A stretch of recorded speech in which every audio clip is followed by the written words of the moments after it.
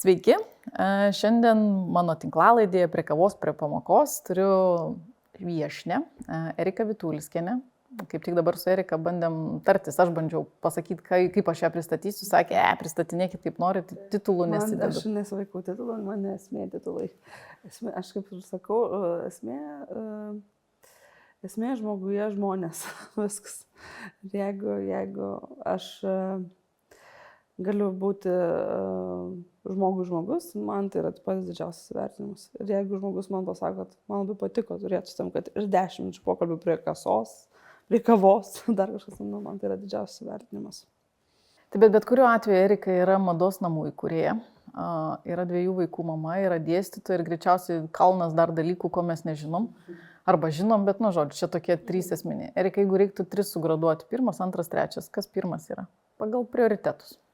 Tai vienareikšmiškai vaikai. O antras? Ir man labiausiai ir patinka būti pristatoma 2 vaikų mama. Antras, Merūno vadyba. 3 mados namai, tada 4 studentai. Bet šiaip, kas liečia darbą, šitos 3 pagrindinius darbus, tai jie, manau, taip suspausti vieną bendrą visumą. Nes man labai svarbu realizuoti save ir šitie visi 3 darbai mane realizuoja. Vadybos Merūno pusė irgi labai gerai ten realizuoju save. Ir iš meninės pusės, ir iš konkrečios skaičių pusės, nes esu skaičiomanas. Tada su dėstymu, tai tikrai turiu ko pasidalinti su studentais, turiu jau vadyboje, nežinau, kiek 14 gal metų, 15. Tai turiu ko pasidalinti tikrai ir ta vadybos sritis vis plečiasi, žinios vis didėja. Mados namai, tai aš apie moteris, žmogus ir apie tai, kad grožis. Ir ta mano meninė pusė visiškai ten atsipalaiduoja, įsileidžia. Tik tai, kaip aš įsivaizduoju dizainerio darbą, kad tai yra tik tai smagu, pieši, tik kuri, tai tikrai taip nėra. Ir teks tiem, kas apie tai galvoja nusivilti, nes ten yra žiauriai daug darbo, o malonumų yra vos akimirka.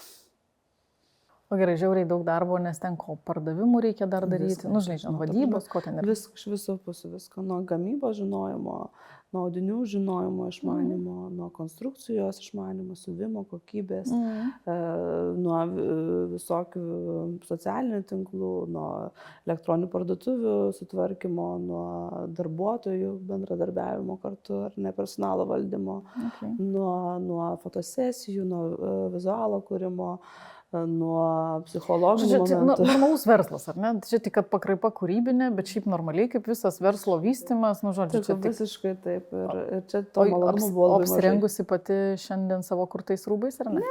Ne. Man, žinokit, kartais būna, kad aš net pavargstu nuo tų drabužių, tai aš, pavyzdžiui, porą mėnesių iš vis net netraukiu. Tai būna, nes tu pavargsti, nes tu per daug įdedi. Labai įdomus būna procesas kūrybos, nes tu nupieši tą afigenai gražu. Wow. Tada prasiūnė vieną pavyzdį, nieko čia gražaus, antras, nieko čia gražaus, trečias, nieko čia. Ir jau kokį 6 jau supranti, kad gražu, kad gausi tai, kas yra nupiešta.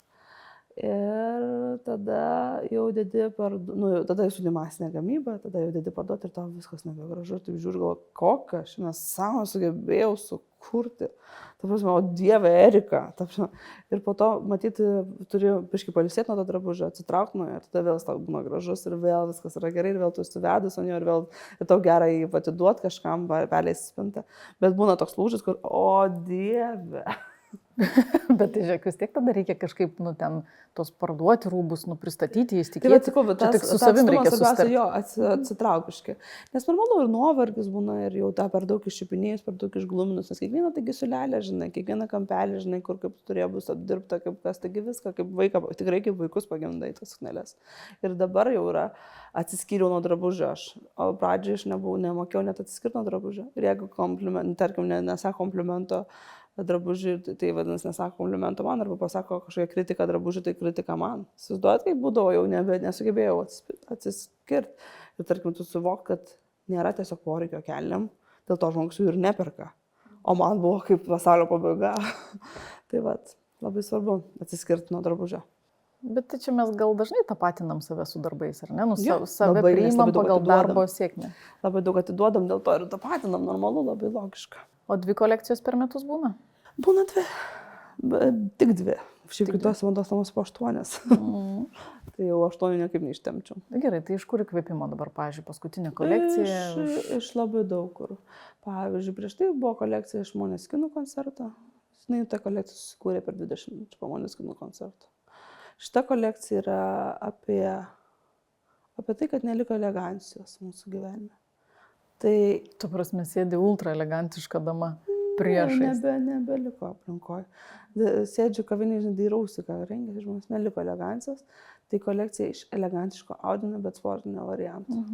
Bus tokio Chanel audinio struktūra ir visiškai bomperiai, tokie kaip treninginės kelnės. Žodžiu, toks mišinys. Tarp mūsų iš tikrųjų, kur mes liko moteris, bet jau nebe moteris. Tarp nuo darbų kiekio, nuo to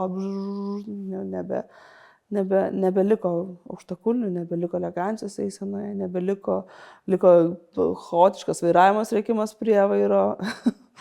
Ir pasidažymas dar vairuojant. Pasidažymas vairuojant ir besimaudant dar suruošimas vaikų namų darbų.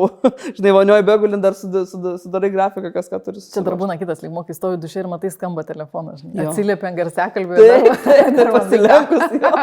Tikrai, tai būna tikrai. Supratau. O šiaip, pavyzdžiui, dabar truputį kita tema iš tų darbų suspaustų. Vyro vadybininkė būti sunku ar lengva? Labai. Čia labai kas? Sunku, nes labai sunku atriboti ir to konflikto darbinio neprasinešti namo. Nes namai jau viskas, čia jau yra vyras ir žmona. Darbė yra tiesiog tu darbdaviai mes esame. Ir nežinom, kuriam turim paklusti. Ar atlikėjas vadyba ir vadybos atlikėjai. Taip ir nežinom, dabar nesiaiškinom. Tai va, tai toksai. Ir abudu labai skirtingi žmonės esame, labai skirtingi viską matom. Ir prieiti kompromiso kartais labai būna sunku. Nes aš skaičiuoju viską, o jisai, čia reikia, jeigu turi skristi. Reikia dalinti šventę žmonėms. Taip. Ta šventė tai jisai sugeba dalinti ir mes abudu už tą šventę žmonėms, bet pavyzdžiui, reikia kokio nors duduko. Duduko Lietuvoje nėra, tai mes jį siunčiame iš kokios, nežinau, Vokietijos. Tai vadinasi viešbutis, vadinasi maistpinigiai, vadinasi honoraras, matematika kalkuliuoji, o to duduko niekas net negirdės. Ten vieną natelę, žinai, tai vat. Ir tenka kartais biškai karpyti viską, o karpimas niekam nepatinka. Nepatinka visai. O gerai, o koks nors, pavyzdžiui, buvo, kur pačiai atrodė, kad geras projektas reikia daryti, o vyras sakė, nenoriu? Taip, buvo ir tada aš nusileidau vyrui ir iki dabar gailiuosi. O kodėl nenorėjo? Nes tai yra išėjimas iš komforto zonos. O kam patinka šitį? Man patinka šitį iš komforto zonos. Aš tas žmogus, kuris pastoviai iš komforto zonos. Tyčia? Arba reikia būti komforto zonai, kad iš jos išeitum. Tai tada aš gal jo nebūnu, bet aš visą laiką einu. Taip, tyčia, aš nuo mažens turiu badą. Nuolatinį badą. Kam? Aš viskam, informacijai, žiniom, patirtim, viskam. Ir nežinau, kaip jį numalšinti. Dabar čia tokia labai gera tema, man šitą patinka. Pavyzdžiui, badas, ar ne? Man atrodo, čia toks yra labai varantis variklis. Ir toks labai teisingas jis yra. Jūsų vaikai jaučia badą, ar ne? Ne, labai bijau dėl to. Aš tiesiog sąmoningai jį sudarinėjau. O Merūnas, kadangi nori atidirbti kelionės, užsienį kontraktus. Jo nebūna dažnai, ne? Tai žodžiu, jis būna gerasis nebūtų. O aš jį tiesiog sąmoningai sudarinėjau. Per ką kuriat badą vaikam? Nėra pinigėlių, negalima, tarkim, yra pirmiausia darbai, yra kažkokios, nes labai svarbu disciplina. Mano gyvenime, kai augau, nebuvo disciplinos, kažkaip disciplinuota pati buvau už savęs, užaugus, ne pagal metus buvau. Bet labai sportas sudarė man discipliną. Bet sportas man padėjo būti disciplinuotai ir labai padėjo. Tas man gyvenime. Bet vaikai, pavyzdžiui, du skirtingi pas jūs. Visiškai. Abiem taiko tos pačius metodus? Ne tos pačius, ar ne? Vienas yra mano kopija, kitas yra Merūno kopija. Tai aš žinau, kaip su savim kalbėti, žinau, kaip su Merūnu kalbėti. Ir, tarkim, Merūno kopija yra daug jautresnė, meniška siela visiškai. Tai visai kita metodika. Ir pasiteisina, išgirsta. Nes labai svarbu kalbėti. O su manim mažąja reikia judėti per žaidimą, per juoką, per ne. Žodžio ne nėra, negali būti, nes tada nieko nebus. Ta prasme, bus tikrai priešingai. Tai per tokį žaidimą, per juoką, per wow, žinai, kaip tu čia taip moki, ta prasme, per pagirimą ir jis žino, ką jis gali gerai, tada nori tobulinti dar geriau, dar geriau, dar geriau. Merūno pozicija per meną, per tvarką, per tylą. Kuo daugiau tylos, ramybės, vienatvės. Tai va, tai kartais labai būna sunku, nes jeigu aš būnu užsikūrus ties savo kopiją ir kai reikia perimti prie Merūno kopijos bendravimo, būna kartais labai sunku. O, tu reikėjo. Nežinai, mes abu su mano kopija, tai mes tokie visi labai. Tai va. Supratau. Tai kartais būna labai sunku persimobilizuoti, kas čia dabar palauk, kaip čia elgtis. Gerai, o kaip atrodo, pavyzdžiui, nu, tarkim, ar neturim 2 vaikus, čia turim tą bado temą. Aš tą patį jaučiu, aš turiu 3 vaikus namie. Tai pas mus, nu, man atrodo, kad vienas vyriausias sūnus taip labai logiškai ateina, nu, natūraliai procesą, kad yra pareigos, yra dalykai, kuriuos reikia padaryti. Ir turiu dukrą, kuriai nėra pareigų, nu, šventė gyvena. Toks labai fainai viskas. Tai mes, nu, irgi labai sąmoningai bandom bado temą, žinai, nes aš bijau, kad užaugus, jinai, nu, ten, tarkim, man atrodo, vienas baisesnių dalykų yra, kai vaikai nenori. Taip. Nepamirškim dabar, taigi, kokia yra baisi problema depresija. Nu, taip pat čia šitas. Taip pat ir gali būti depresija nuo to, kad esi visiškai dugne ir negali patenkinti savo poreikių, gali būti depresija, kad visko yra per daug ir nerandi savęs. Vat, žinai, va tą vidurį kažkaip išlaviruoti yra labai sunku. Man atsimenu, vienas pirmesnių tokių buvo signalų, kad neteisingai darau, kad aš atsimenu, parnešiau savo dukrai kažkokių suknelių maišelį ir jinai, sakau, nu, žinai, kaip fainai čia pasižiūrėk, ir jinai sako, ir aš taip pagalvojau, kad atimam mes. Aha, tau fainai, nes čia nes man augant labai norėjau suknelių, kuriuo aš neturėjau. Taip, prasme, šitą temą irgi. Taip, tikrai taip. Čia mūsų tema. Merūnas iš proto įdėjo numažins dėl Lego. Ta prasme, mes neturim kur Lego dėti. Sustok. Vienas kalėdas buvo taip, kad jisai 3 nakties nuėjo iki Rūsio ir atnešti žaislų prie eglutės. Ir mes beveik iki muštynių vos nedėjom. Nesakiau, šitie visi žaislai yra padalinti, bet 3 metus gali būti padalinti. Nes eglės nesimatė per žaislus. Aš neturėjau. Ir dviratis Lego, ne Lego, bet Lego dėžės, kur 100 kainuoja. Tu išprotėjai gal tu biški. Tai vat, o aš vat ne. Man dovana yra kažkokia mažesnis dalykas. Ta prasme, kažkoks emociškai stipresnis dalykas negu kažkokia vat Lego didelė dėžė. Bet jūs panašiai su Merūnu augot šeimose, turime finansinių labai. Ir vienam pramuša ar neduoti, o kitam tvarkos laikyti. Jo. Ir man, pavyzdžiui, man būdavo labai didelis džiaugsmas dėl to, kad aš esu gal žmonių žmogus, nors Merūnas yra daugiau žmonių žmogus, bet aš gal meilę gaunu ir duodu žmogaus, man būdavo didžiausias džiaugsmas būti kieme tukų ir slėpynės. O jam konstruktorius, teteris, ten, kur ten vilkai kiaušinius gaudė, to, žinai, tai jam čia buvo labai koncentratas, viskas labai norėjo. Man tai iš vis, ta prasme, yra, nėra, irgi gerai, ta prasme, man esmė bendravimas, komunikavimas, prisilietimai, toks va toks. Tai čia tos meilės kalbos. Jo, matyt, mano meilės kalba yra lietimasis, toks va, apsikabinimas, toks, žinai, pažiūrėjimas, ta prasme, va čia. Bet man labai gražu klausyti, nes man atrodo, kad, nu, taip, nežinau, ar galima apibendrinti, bet toks, žinai, va, su Merūnu kalbuosi šitaip. Vienas vaikas toks, kitas toks, studentam kažkaip toks visiškas, nu, vadybos, pardavimo, nu, nepiktybinė prasme, bet tokia, žinai, kur nuolat, nu, tu menedžini visus, žinai, kaip čia kam ką paduoti. Stebi, žinai, žmogaus. Irgi badas, nepriteklius, aplinka nepalanki vaikui, jinai išmokina stebėti žmonės. Ypatingai vyrus aš išmoku stebėti, žinau, kas patiks, kas nepatiks. Dėl to Dievas ir davė man tie 2 vyrus mano pagimdyti. Nes aš ypatingai, kadangi nuo mažens tokių man buvo baimė labiau vyram, tai, žinai, tu stebi viską nuo kvėpavimo, nuo rankos gestų, nuo atstojimo, kas čia bus, tai tas privertė nuskanuoti greičiau žmonės. Nes šiaip iš tikrųjų tai toks, žinai, vaikystėje toks labiau mauglis buvau. Tai, žinai, tas maugliškumas, tas laukiniškumas mane privertė išmokti suprasti žmonės, greičiau negu jie patys save supranta kartais. Tai tas labai man irgi padėjo. Ir savo srityje, savo darbe, būnant tarp žmonių, tai man padėjo. Ir labai padeda mados namų darbe, man labai padeda. Labai. Ypatingai su moterim būnant. Tai va tas labai, žinai, jau galiu nuskanuoti, kas čia bus, kuo mūsų pokalbis tęsis, kurią pusę mes išeisim. Okay. O šiaip, pavyzdžiui, žinai, mūsų tema yra tokia, švietimas, nežinau, edukacija, bendra prasme. Kiek pati praleidžiat laiko su vaikais, pavyzdžiui? Nes šiaip tai tikrai, kaip aš paskaičiau šiaip statistiką, kad 7 minutės per dieną, tai ne aš. Nes yra iki 5 darbai baigti pas mane, iki 9 mes visada kartu. Namų darbai, pasitikrinam, pasibūnam, pasiminkom, bamba, pučiam tromboną, ateina Kaulinskas, Krumblinskas, veikėjai visi pas mus ateina. Mes visą laiką minkomės, glostomės, kaip tie meškiukai, žinai, sukamės. Ta pat sugula 9, tada nudirb toliau aš, nes man neužtenka iki 5 darbo valandų. Tai va, bet vaikam tai aš labai, man labai svarbu. Bet Erika, iš kur tos energijos tiek? Žinai, iki 5 darbas, iki 9, žinai, su vaikais. Berok. Vienintelis manas galimas būdas yra beroka. Vitaminai tokie yra. Ai, tai galvoju, žinai, net suklusau kažkas. Kas tas berokas? Vitaminų. Tokie šnypčių tos tabletės yra, tai va. Jau kai būna, žinai, kur selė bėga ir nebevalai, jau jos berokas, cigari. Taip, be grupės vitaminų daug. Reklama. Tai žodžiu, kas būna pavargę ir kam seilės tįsta, tai tada vitaminų reikia. Erika parašys, kurie ten tiksliai.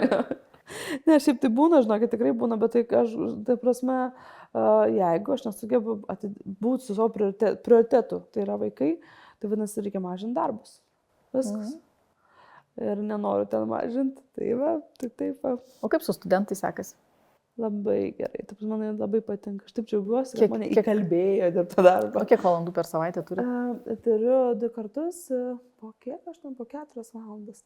Tai 8 gal valandas per savaitę, taip sakyčiau. Jo, maždaug. Čia 1 metai, 2, kelinti? 6. 6 jau. Ir toj pačioj vietoj? Jo. Labai patinka.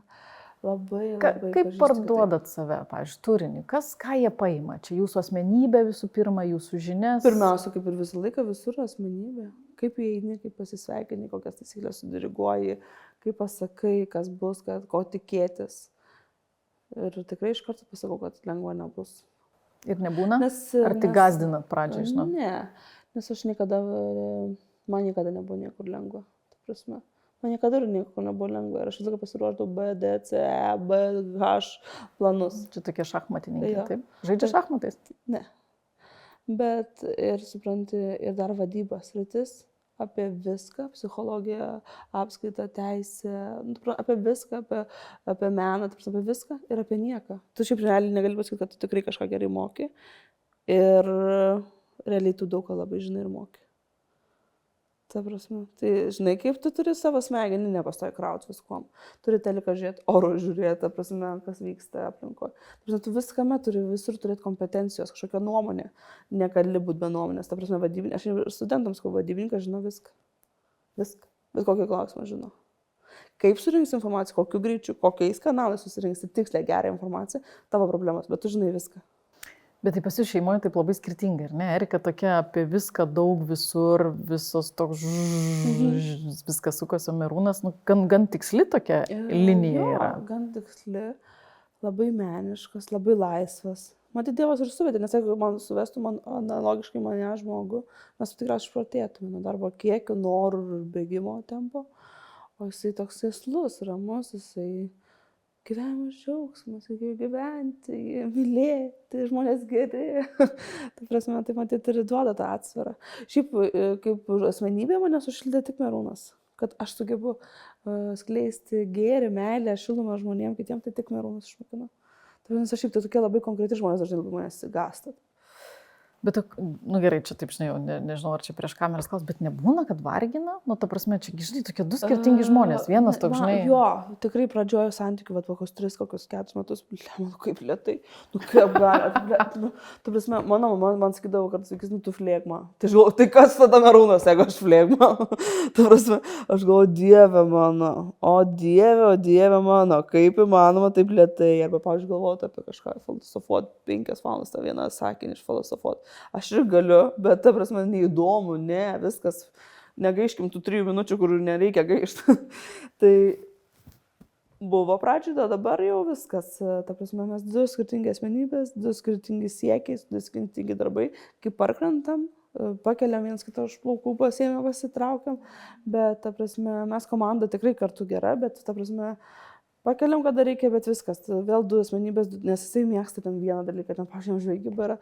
Man žvejyba, mane nuveškite žvejybą, aš ten bėgiosiu vandenį, ta prasme, aš rankomis trauksiu žuvis, tikrai jo, aš rankomis įsitrauksiu, nes aš protėčiau tikriausiai, man tikrai aš protėčiau.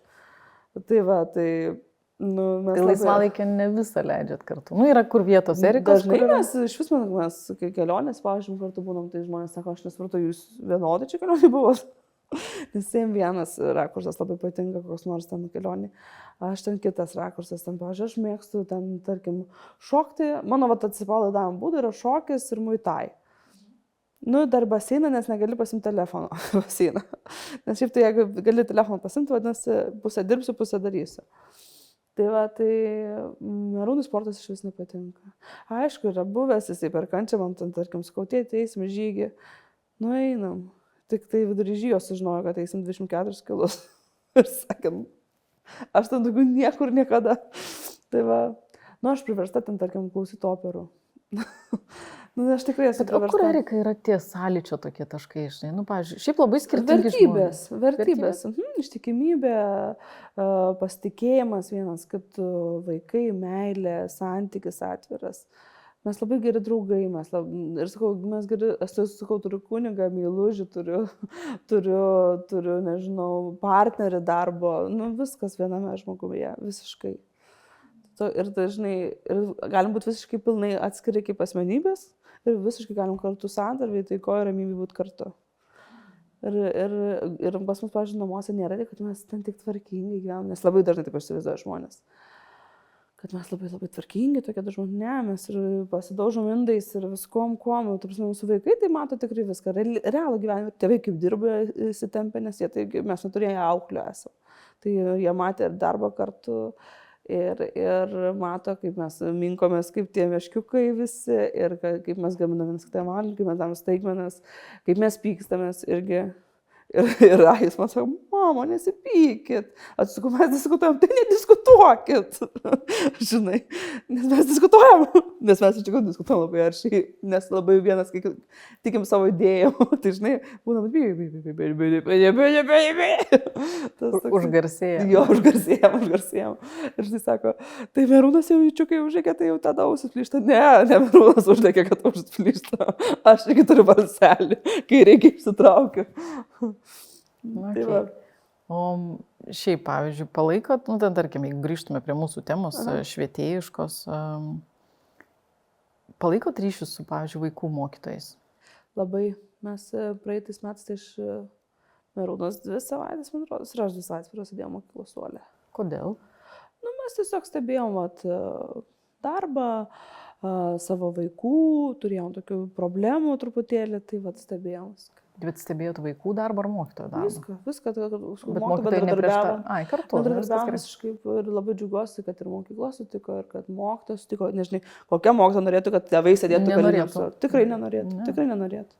Tai va, labai labai džiaugiuosi. O kaip vaikai reagavo, klasė kaip reagavo? Nieko, labai fainai, labai buvo fainai iš studentų perėti tos mažiukus, žinai, tokias solidžius. O kelintoj klasėje? Kurioje klasėje? Aha, kurioje klasėje? Buvo antrokas. Antrokas. Kitas vienas buvo antrokas, kitas trečiokas buvo. Gerai, o galiu paklausti, kas atsitiko, kodėl ėjo į mokyklą? Dėl elgesio tiesiog, nes susikaupimo gal, žinai, galvojau, gal kažkoks turi sutrikimą. Čia tas jūsų kopijos vaikas? Jo. Oi, kaip netikėta. Nes Merūno kopijos vaikas, jisai viską įsprendžia, susipraslyskim kažkaip visi gražiai, be ginčo. Jeigu įtampa, pabūkim kaip nors, kad tik nebūtų tos įtampos. Tai va, tai dėl elgesio, dėl bendravimo. Bet ar elgesys pasitaisė jums pabuvus mokykloje? Nu, kažkas pasikeitė? Ne, žinai, kad elgesys nepasikeitė, nei mokytojas, nei vaiko mano nepasikeitė. Supratau tvarką, kaip dėsto, kaip mokina, kaip reikia man pačiai dirbti su juo mokinamie. Ir man labai tas pagelbė ir mums labai labai pagerėjo rezultatas mokslo ir elgesys. Aišku, viso bėgo pabaigoje mes vis tiek pakeitėm kitą klasės mokytoją pasiėmėm. Ta pačia mokykloje buvom, bet išėjom pas kitą klasės mokytoją. Ir mano vaikas dar kardinaliau pasikeitė ir aš tada mokinausi jau iš savo vaiko. Nes ten, pavyzdžiui, kas mes diskutuojame, mano kilo balsas, mama sako, tu neriek, sako, jis kalba su manimi, balsas sako, tu neriek, taigi mes susitarsim. Vadinasi, ta mokytoja kita sugebėjo kitaip dirbti, kita visai Bet reikia čia iš truputį, nu čia toks visai moralas gaunasi, žinai, nu būna, pas daug ką šeimose situacijų yra, žinai, nu, pavyzdžiui, mane praeitais metais gal 3 kartus kvietė dėl mažiausio mūsų į mokyklą pasikalbėti. Jo, aš gaidavau, draugauti su pavaduotojas, mokytojas. Aš labai džiaugiuosi, kad mes supratom, kad tai yra problema ir mes ją sprendėm, nieks nuo jos nebėgo, nes čia Vitulskiai, arba čia patriotilėkim, nes čia Vitulskiai. Ne, ėjom į problemą, sprendėm, kalbėjom, bendravom, ieškom išeičių su profesionalais, kurie dirba su vaikais, ar ne. Nu, jie patirties turi daug daugiau negu aš, kas liečia vaikus.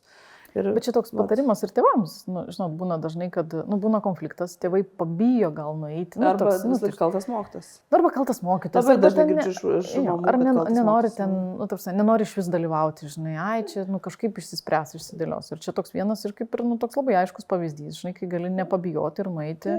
Taip. Ir nueiti. Kalbėti, komunikacija visur ir šeimoje bus gerai, ir tarp draugių bus gerai, ir tarp draugų bus gerai, ir tarp mokytojų. Komunikacija yra vienas svarbiausių dalykų, kaip galima išspręsti problemą. Čia jau dabar yra vadybinė pamoka, šiaip jau. Taip, vyksta jau pas mane dėstymas. Ne, bet iš tikrųjų, tai tiesa. Ir pavyzdžiui, mes įsiskirstėm su tą mokytoją, kur pakeitėm. Tai jinai nuostabi mokytoja, tikrai nuostabi mokytoja. Ir mano vaikas yra nuostabus. Tik jie matyti negalėjo dirbti kartu.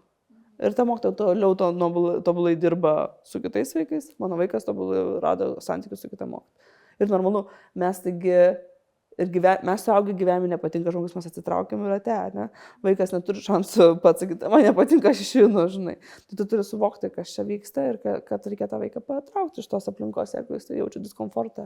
Bet šiaip žiūrėkit, pavyzdžiui, mes vaikus ypatingai pradinėse klasėse įmetam į vieną krūvą. Jo, maždaug išsigyvenk.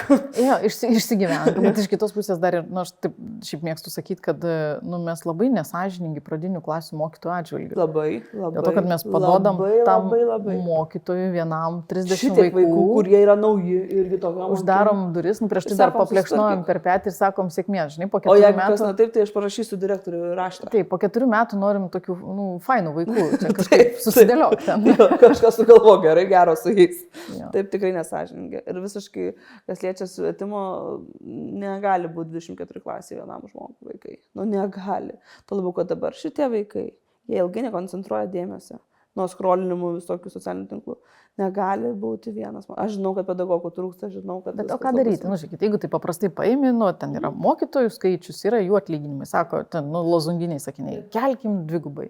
Paskaičiuojam, nesigauna, nėra pas mus, nėra biudžeto. Iš kur neištrauksimas? Tai jeigu reikia antro žmogaus, realiai kaip ir 2 atlyginimus.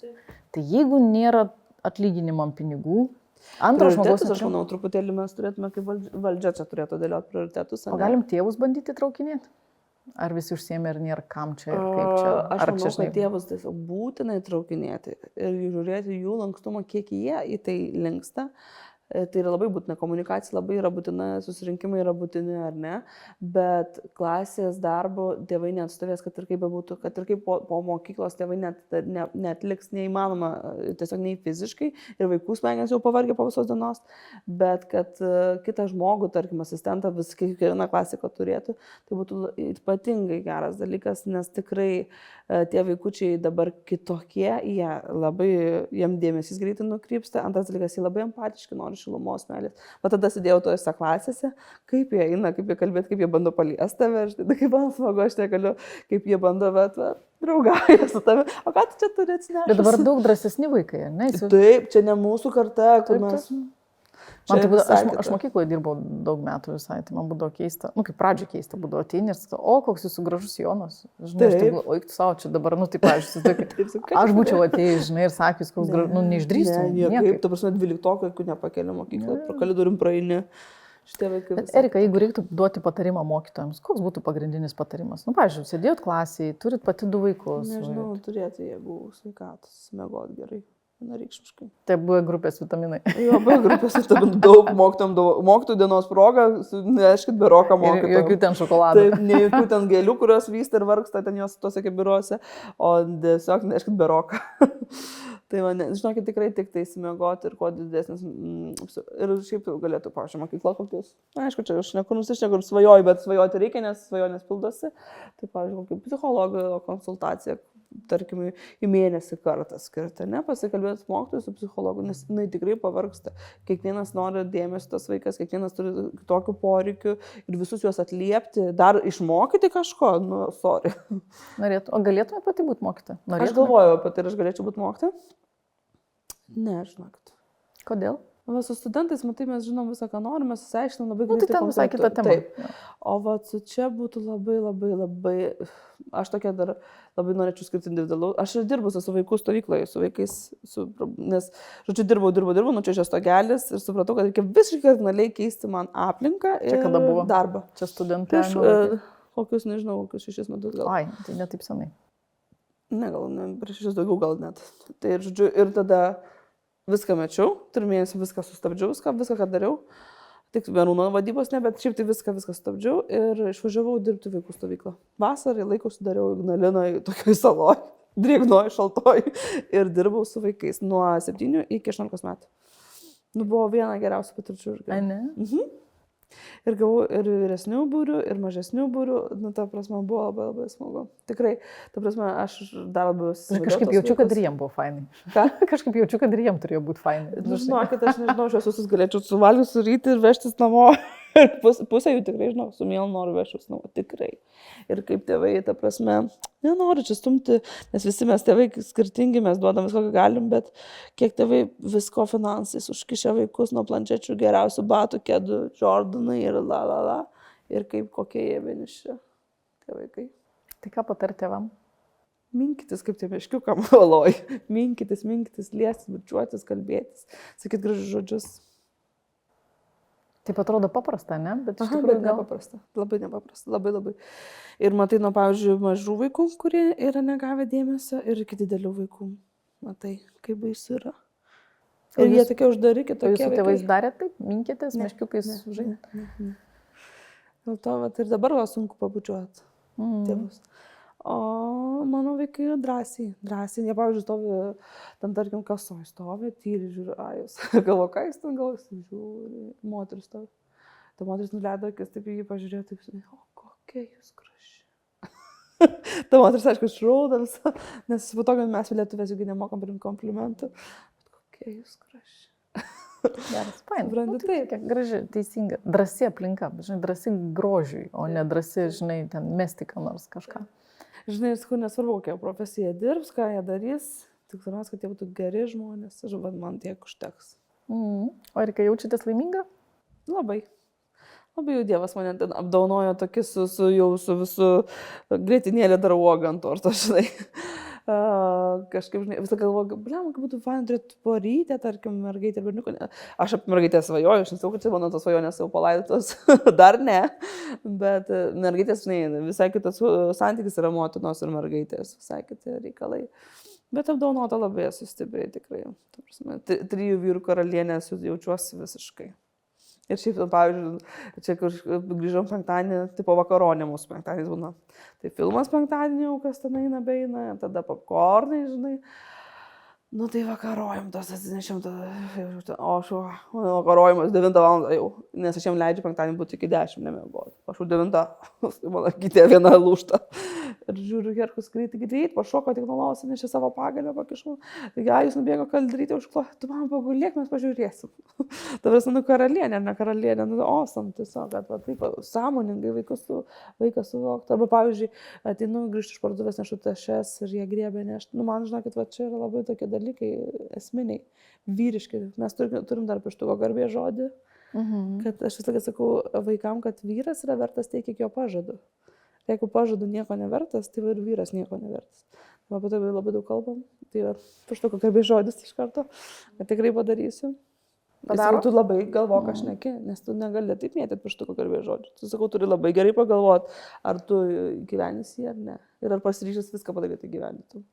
Tai žinai, jau taip mes. Tai jau jeigu jau labai kažkas, pirštuko garbės žodis. Ačiū, Erika, už pokalbį. Šiaip labai fainai klausyti tokio, žinot, aiškios labai logikos jūsų. Nu, žinot, tokia labai ant žemės, labai racionali, labai tvarkinga. Jo.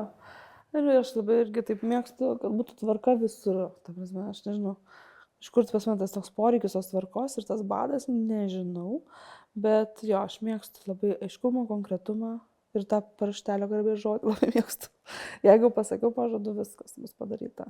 Jeigu nesakau, nes jeigu matau, kad bus čia sunku labai kažką, tai sakau ne, iškart ne. Nors nesakyti yra sunku labai. Ypač man, bade tokiam.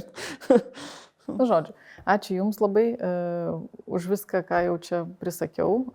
Turėjom truputį reklamos B vitaminam, tai žodžiu, šiaip gera tema iš tikrųjų. Čia, žinai, jeigu jaučiatės truputį down, kaip sako, tai šitas visada ištempia už ausų. Ir raudonas lūpdažis. Žinokit, aš kai pamačiau, kad Erika atėjo su raudonu lūpdažiu, gal nieko savo reikia ir man pasidažyti. Tai va, tai tokie aplinkui šviečiantys pavyzdžiai. Tai ačiū už šviesą. Ačiū.